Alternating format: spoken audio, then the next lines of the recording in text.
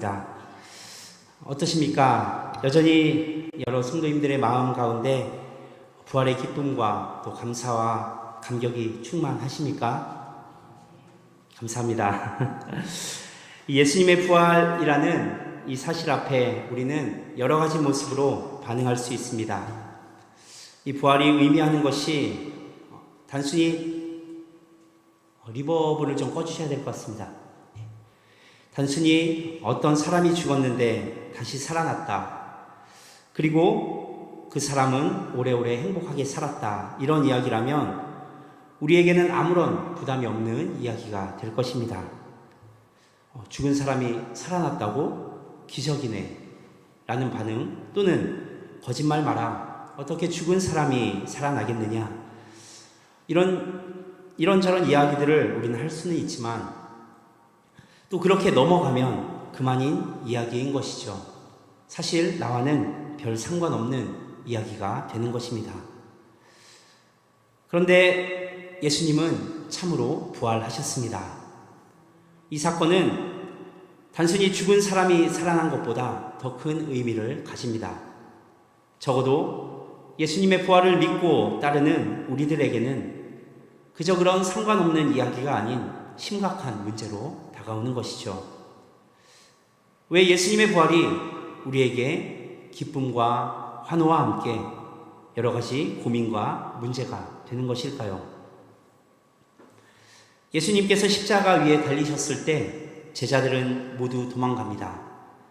여러 가지 마음과 이유가 있었겠지만 혹시나 예수님의 죽음이 자기들에게 어떤 피해를 주지는 않을까, 또는 나도 예수님의 제자라는 이유로 저들에게 잡혀 죽임을 당하지는 않을까 하는 두려운 마음이 컸을 것입니다. 그런 제자들 앞에 부활하신 예수님께서 나타나십니다. 여전히 유대인들이 두려워서 함께 모여 문을 잠그고 식사를 하고 있는데 예수님이 그 안으로 들어오시는 것입니다. 제자들이 예수님을 바라봅니다. 분명 예수님은 돌아가셨는데 같이 앉아 식사를 하시고 말씀을 하고 계신 것입니다. 마치 아무 일도 없었던 듯 너무나 태어난 예수님의 그 모습과 행동을 보며 제자들은 어떤 생각을 했겠습니까? 부활하신 예수님은 이전과는 분명히 달라지셨습니다. 태연히 식사를 하시고 말씀을 하시며 여전히 인간의 몸을 하고 계신 듯 하지만 손과 발과 옆구리에는 죽음의 흔적이 있었고 갑자기 제자들 앞에 나타나시기도 또 사라지시기도 하시면서 예전의 몸으로는 하지 못하셨던 일들을 하시는 것입니다. 분명 내가 아는 예수님이 맞는데 내가 아는 것과는 조금 다른 예수님, 그 예수님을 대하며 제자들은 또 무엇을 기대했을까요?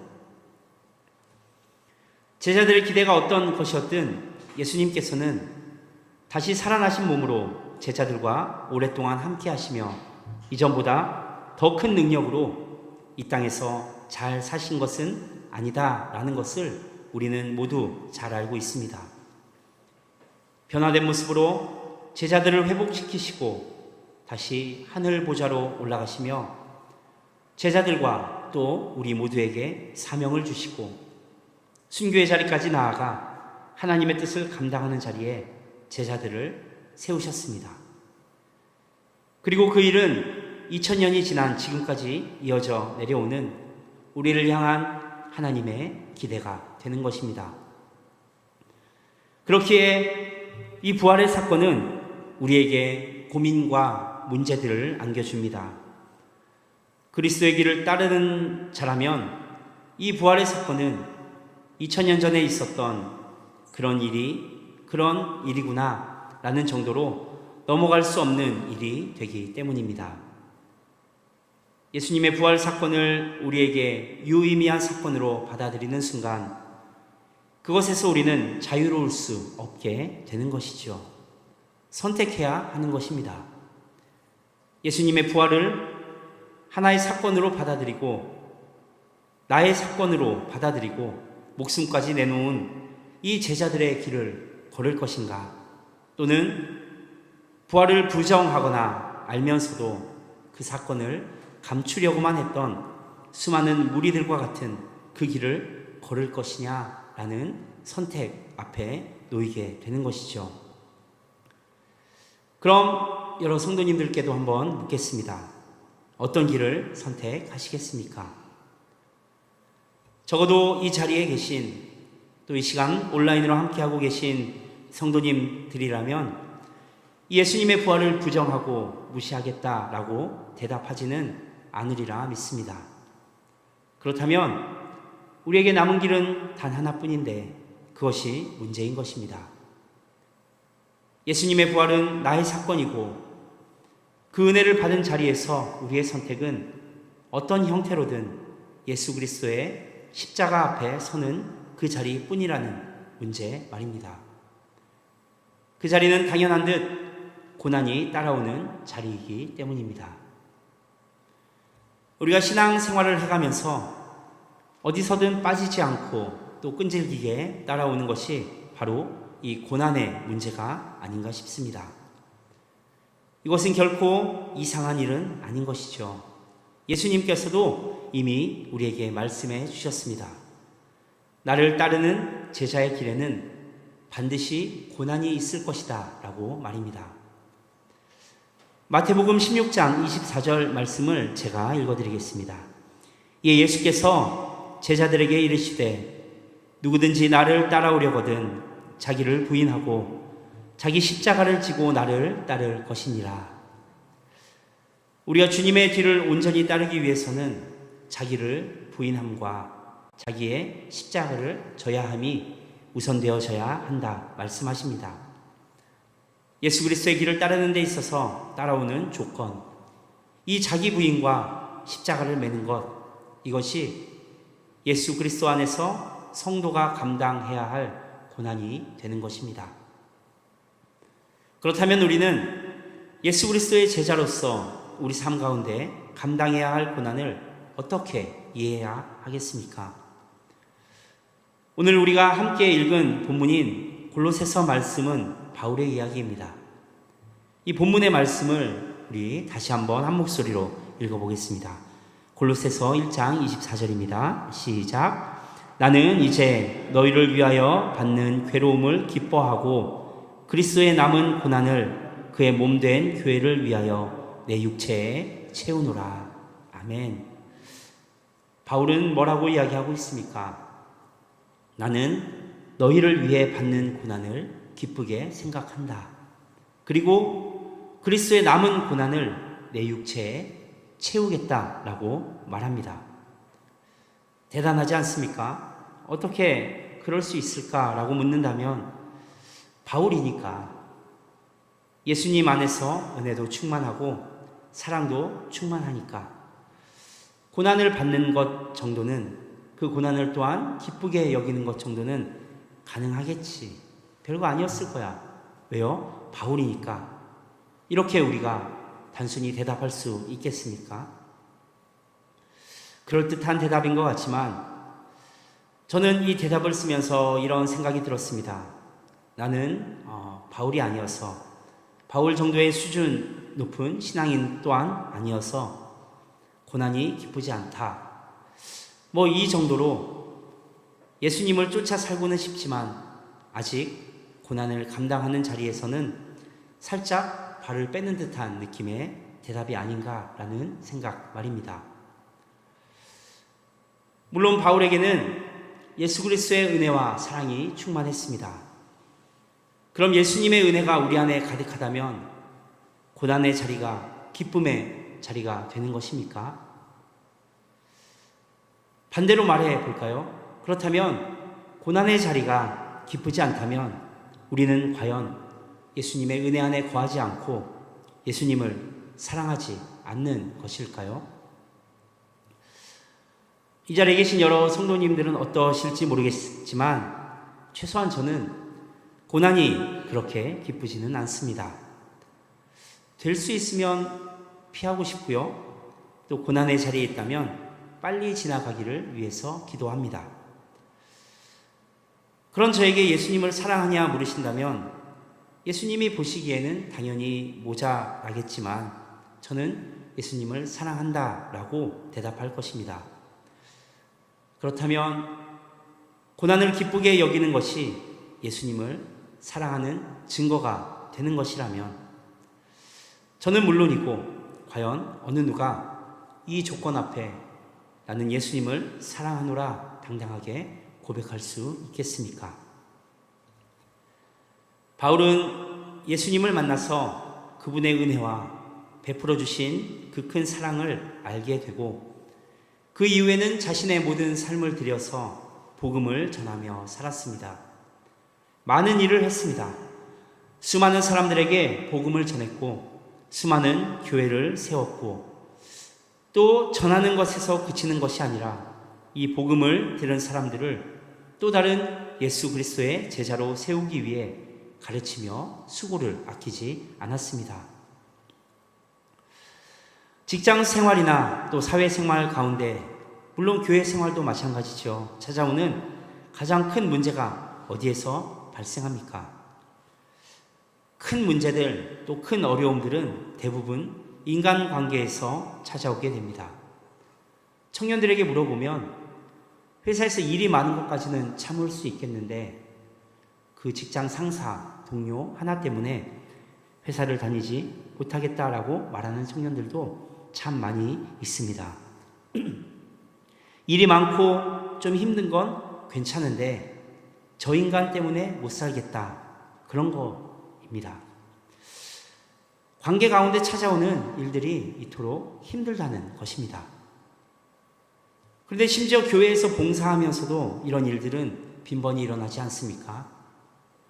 우리가 조금 더 배려하지 못하면서 오는, 조금 더 생각하지 못하면서 오는 어려움들, 기관에서 또 교회 학교에서, 찬양대에서, 구역 안에서 내가 저 사람만 없으면 즐거운 마음으로 봉사할 텐데 저 사람만 없으면 기쁘게 은혜롭게 교회를 다닐 텐데 그 사람 때문에 도저히 못하겠다라는 분들은 또 얼마나 많습니까? 그런데 바울을 보십시오. 그 많은 사람들과 함께 지내는 중에 별별 사람들이 다 있지 않았겠습니까? 바울이 쓴 서신서들만 자세히 보더라도 그 안에 정말 숱한 문제들이 다 있습니다. 교회 안에서 일어날 수 있는 웬만한 문제들을 다 겪었을 것 같은 사람이 바로 바울입니다. 그런 바울의 사역을 바울이기에 그 모든 어려움들을 품고 사랑하고 섬길 수 있었을 것이다 라고 말하는 정도로는 충분히 설명되지 않다는 것입니다. 빌립보서 1장 29절을 보면 이 고난을 대하는 바울의 태도가 어떤 것인지를 알 수 있습니다. 그리스도를 위하여 너희에게 은혜를 주신 것은 다만 그를 믿을 뿐 아니라 또한 그를 위하여 고난도 받게 하려 하심이라. 한마디로 정리하자면 바울에게 있어서 고난은 하나님의 은혜를 받은 자의 특권이라는 것입니다. 내가 예수 그리스도의 은혜를 깨닫고 그 은혜 가운데 사로잡혀 살아가고 있다면 그리스도를 위해 받는 고난은 당연하다. 당연한 것을 넘어서서 그것은 예수 그리스도 은혜 안에 있는 자들이 누릴 수 있는 특권이다 라고 말하고 있는 것이죠. 그렇다 하더라도 여전히 바울 참 대단하지 않습니까? 그런데 이런 생각을 바울만 한 것이 아닙니다. 사도행전 5장 41절은 이렇게 기록합니다. 사도들은 그 이름을 위하여 능욕받는 일에 합당한 자로 여기심을 기뻐하면서 공의 앞을 떠나니라. 초대교회가 세워지고 예수 그리스도의 복음을 전하는 자들에게 많은 어려움과 핍박이 있었습니다. 그런데 이들은 그렇게 고난받는 것을 기뻐했다라고 말합니다. 방금 읽은 사도행전 5장에서 사도들은 그 이름을 위하여, 그 이름이 누구의 이름입니까? 바로 예수 그리스도 아니겠습니까? 사도들은 그 이름 예수 그리스도를 위하여 그 다음이 참 중요한 말씀인 것 같습니다. 능욕받는 일에 합당한 자로 여기심을 기뻐하였다라고 말합니다. 고난이 기쁘고 즐거운 것은 결코 아닙니다. 아픈데 막 좋아하고 괴로울수록 신나하는 사람은 좀 이상한 사람 아니겠습니까? 심지어 예수님도 십자가 고난을 앞에 두고 고민하며 기도하셨는데 말입니다. 마태복음 26장 38절에서 39절 말씀은 또 이렇게 기록합니다. 이에 말씀하시되 내 마음이 매우 고민하여 죽게 되었으니 너희는 여기 머물러 나와 함께 깨어 있으라 하시고 조금 나아가사 얼굴을 땅에 대시고 엎드려 기도하여 이르시되 내 아버지여 만일 할만하시거든 이 잔을 내게서 지나가게 하옵소서. 그러나 나의 원대로 마옵시고 아버지의 원대로 하옵소서 하시고, 십자가 고난을 앞에 둔 예수님은 제자들에게 내 마음이 매우 고민하여 죽게 되었다라고까지 말씀하고 계십니다. 그리고 하나님 앞에 기도하십니다. 만일 할만하시거든 이 잔을 내게서 지나가게 하여 주십시오. 심지어 3번이나 같은 기도를 하셨다고 성경은 기록하고 있습니다.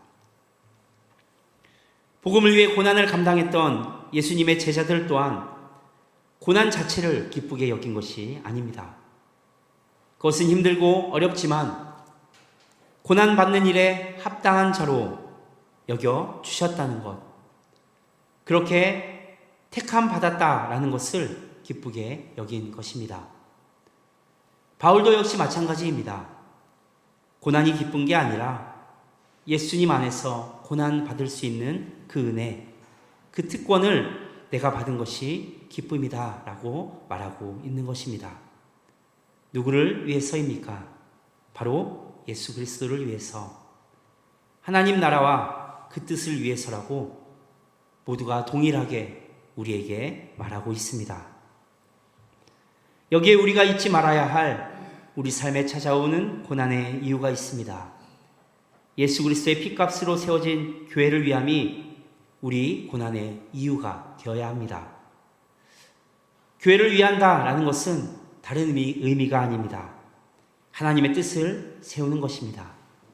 교회 안에서도 삶의 현장에서도 하나님의 뜻을 세워 나가는 것입니다. 예수님도 죽을 만큼 고민하신 십자가 고난 앞에서 하나님의 뜻을 세우기 위해 그 고난의 자리를 기꺼이 수락하셨습니다. 바울도 마찬가지입니다. 또 다른 예수님의 제자들도 마찬가지였습니다.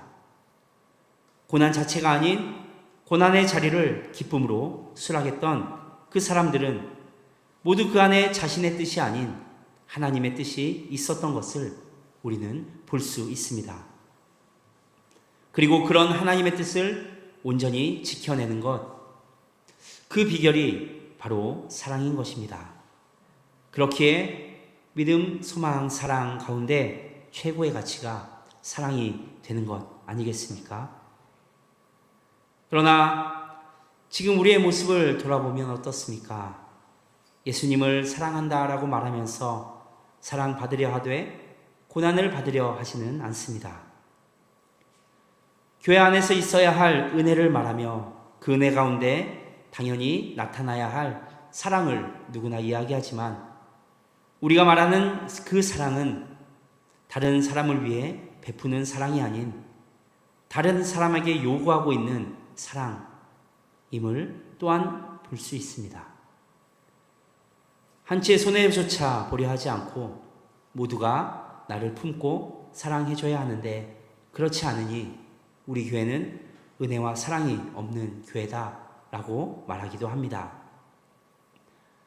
예수 그리스도의 피값으로 세워진 교회라고 하는데 교회 안에서 보여지는 모습들은 세상과 다를 바 없는 모습들도 수없이 많습니다.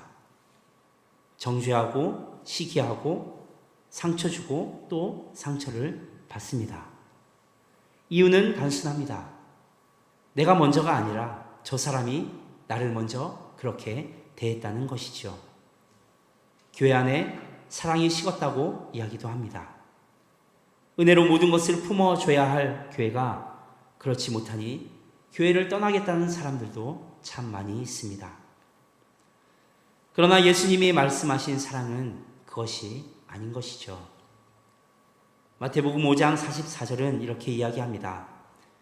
나는 너희에게 이르노니 너희 원수를 사랑하며 너희를 박해하는 자를 위하여 기도하라. 사랑의 주체가 누구입니까? 원수에게조차 사랑받는 사람이 되어보아라. 네가 박해하는 자로부터 존경받는 자가 되어보아라. 이렇게 말씀하지 않으셨습니다. 너의 원수를 사랑하고 너를 박해하는 자를 위해서 더 기도해라 라고 말씀하고 계신 것입니다. 교회 안에서 나타나야 할 사랑의 모습은 단 한순간도 내가 받는 것이 아닌 나를 내어주는 것임을 예수님은 동일하게 말씀하십니다. 그런데 누가 이런 사랑을 할 수 있겠습니까? 모든 사람을 다 사랑하기에 원수까지 사랑하고 박해하는 자를 위해서도 기도할 수 있을 리가 없습니다. 우리가 그렇게 대단한 사람들이 아닙니다. 그래서 다만 우리가 할 수 있는 것은 단 한 분, 예수 그리스도를 사랑할 때 그분을 위해 그것을 한 번 더 참아낼 수 있고, 그것이 비록 고난의 자리일지라도 그분을 위하여 우리가 나아가야 할 특권이자 기쁨의 자리라는 고백이 나올 수 있는 것입니다. 교회 안에 사랑이 식었습니까? 교회 안에 하나님의 은혜가 없습니까? 혹여나 그렇게 느껴지신다면 한번 생각해 보십시오. 교회의 사랑이 아닌 나의 사랑이 식은 것은 아닌지, 정말 우리를 향해 여전히 흐르고 있는 예수 그리스도의 보혈, 그 피의 은혜와 사랑이 식은 것인지, 아니면 어느샌가 그 은혜를 너무나 당연히 여기고 살아가고 있는 내 안에 예수님을 향한 사랑이 식은 것인지를 돌아보아야 하는 것입니다. 마태복음 22장에서 예수님은 수많은 계명을 단 2개로 요약하셨습니다. 예수께서 이르시되 내 마음을 다하고 목숨을 다하고 뜻을 다하여 주 너의 하나님을 사랑하라 하셨으니 이것이 크고 첫째 되는 계명이요 둘째도 그와 같으니 내 이웃을 내 자신같이 사랑하라 하셨으니 이 2 계명이 온 율법과 선지자의 강령이니라. 하나님을 사랑하라. 이것이 첫째 되는 계명이다. 그리고 이웃을 내 자신같이 사랑하라 라고 하시는데 앞에 전제가 달려 있습니다. 그와 같다. 이웃을 사랑하는 것이 하나님을 사랑하는 것과 같다라고 말씀하신 것입니다. 우리 안에 먼저 이 은혜가 있어야 하겠습니다. 하나님을 사랑하는 은혜 말입니다. 그렇지 않고서는 절대 고난의 자리가 우리에게 기쁨이 될 수 없습니다. 얼마나 힘들고 어려운 자리입니까? 그런데 하나님을 사랑하는 은혜가 있다면 그 힘들고 어려운 상황이 기쁨이 되는 것입니다. 그 자리가 변해서가 아닌 그 자리는 여전히 고난의 자리이고 여전히 변하지 않는 고통의 자리일지라도 그 은혜를 품는 자는 고난받는 것에 합당한 자로 여겨주시는 것을 기쁨으로 누리고 고난의 특권을 받은 자리에 세움받았다는 것으로 감사할 수 있게 되는 것입니다. 그 고난의 특권이 나의 원수에게조차 더 씌워질 때 우리의 삶은 하나님의 나라, 하나님의 뜻이 세워지는 자리가 되는 것이죠. 그렇게 우리 인생에서 왜 나의 고난의 잔이 가벼워지지 않는가? 왜 나의 고난의 자리가 견딜만 해지지 않는가? 왜 나는 고난이 기쁨 되지 못하는가를 걱정할 필요가 없습니다. 이것은 우리가 인간이 난 절대 불가능한 일이기 때문입니다. 그럼 우리는 무엇을 걱정해야 하겠습니까? 왜 고난의 자리에서 그보다 큰 하나님의 사랑을 보지 못하는가? 왜 그 자리에서 여전히 우리를 위해 부어주시는 하나님의 은혜를 느끼지 못하는가를 걱정해야 하지 않겠습니까? 그 은혜를 깨달은 많은 제자들이 그 고난의 잔을 기꺼이 들었습니다. 그러나 그보다 더 많은 사람들은 이 고난의 잔을 거절했습니다. 처음에 던졌던 질문을 다시 한번 드리며 말씀을 마무리하고자 합니다. 여러 성도님들은 어떤 선택을 하시겠습니까? 로마서 8장 28절은 이렇게 말합니다. 우리가 알거니와 하나님을 사랑하는 자, 곧 그의 뜻대로 부르심을 입은 자들에게는 모든 것이 합력하여 선을 이루느니라. 부르심을 입은 자들로서 고난이 특권임을 하나님을 사랑하는 이유 하나만으로 누리는 여러 성도님들이 되시기를 바랍니다. 그럴 때 부활의 사건이 더 이상 우리에게 고민과 문제가 아닌 온전한 기쁨과 감사가 될 수 있는 것입니다. 예수 그리스도를 바라보며 고난에서 사랑으로 나아가는 우리 모두가 되시기를 주님의 이름으로 축원합니다. 기도하겠습니다. 하나님, 우리를 죽기까지 사랑해 주셔서 자격 없는 우리에게 구원의 은혜를 베풀어 주심을 감사드립니다. 그 은혜가 우리에게 스쳐 지나가는 의미 없는 은혜 되지 않게 도와주시고 하나님을 사랑함으로 기쁨의 자리뿐만 아니라 고난의 자리에도 기꺼이 나아갈 수 있는 우리 모두가 되게 하여 주옵소서. 고난이 특권임을 하나님이 우리를 사랑하시고 우리가 사랑하는 방법임을 깨달아 알게 하시고 그 앞에서 우리에게 더 이상 그 고난이 고민과 문제가 아닌 온전한 기쁨과 감사로 나아갈 수 있는 신앙의 성숙한 자리까지 나아갈 수 있도록 우리 모두를 인도하여 주옵소서. 예수 그리스도의 이름으로 기도드리옵나이다. 아멘. 시간 함께 찬양하고 기도하시겠습니다. 오직 예수뿐이네 함께 찬양하겠습니다.